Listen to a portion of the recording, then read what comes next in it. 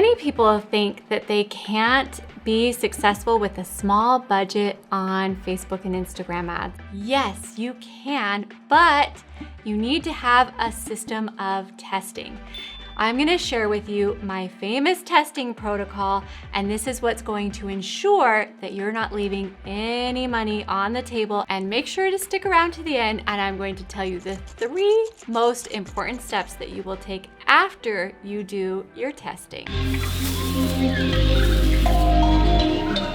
You will be able to get your testing done within a 7 to 10 day period. Typically, you can get a really good ad with a budget of about $250 to $500 worth of testing. If you have a bigger budget, great. You can expand your testing timeline, and of course you can expand your testing budget. The caveat there would be if you have an e-commerce business, you might increase your timeline quite a bit, and you might increase that testing budget quite a bit as well. Of all of the things that you could be testing, there are 3 that will really move the needle forward on your ads. So the first thing that I want you to test is your copy. I want you to test 3 lengths of copy. The first is short copy, 1 to 2 sentences, and might even be a little bit punchy. The second length of copy is medium copy, so 3 to 4 sentences, maybe even a little bit longer. And the last copy length I want you to test is long copy, so a couple of paragraphs or as long as it takes to tell the story. The next thing that you're going to test are your visuals. So I want you to think about images, GIFs, and videos. Any combination of these, I want you to be testing 3 to 5 visuals for your first round of testing. If you have the capability to include video and GIFs, I highly recommend doing that. If you don't, that's okay. Just go with static imagery. You can choose from your own library of imagery, or you can select from hundreds of thousands of free images that Facebook provides as well. The next thing that you're going to test are your headlines. This is a big needle mover for your ads. I recommend that you test 3 to 5 headlines and see what works for you. Now, there is a lot more you can test with your ads, but these 3 big tests right here are going to give you the bulk of your results. So how do you logistically set this up?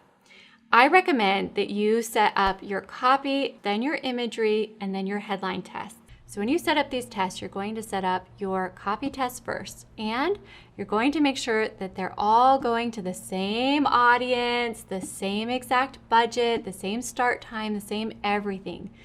You're also going to make sure that they have the exact same visuals. So maybe you're using a video or a static image, whatever you're using, you want to make sure that it's the same for all of these tests. Also, the same headline. So the only thing that changes is the ad copy. Now, you might see results coming in immediately, but you want to give these a few days to really optimize. After a few days, you'll start to see a clear winner. I say you need to have at least a few conversions on each and every ad set before you call your winners.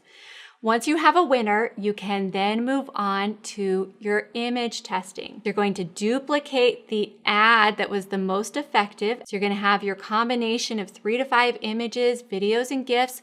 Let each of those run for a few days, see which one is the most effective. And now you're going to test your 3 to 5 headlines and see which headline is going to be most effective. Wait a few days, make sure there's at least a few conversions on each of your ad sets.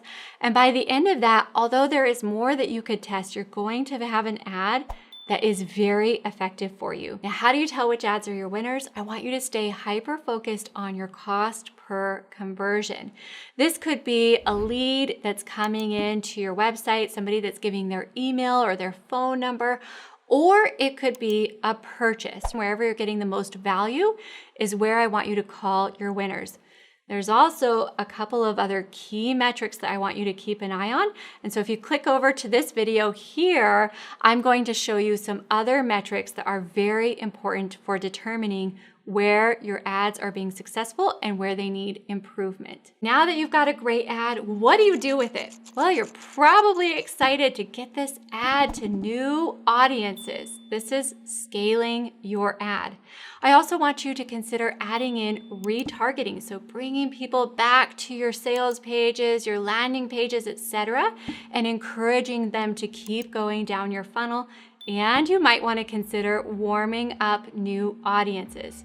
But let's go back to that scaling because this is where everybody has all their questions. So click here to see my 2 ways of scaling. You can scale horizontally or vertically, and you'll learn which one is going to be right for you. Click on over and I'll see you in the next video.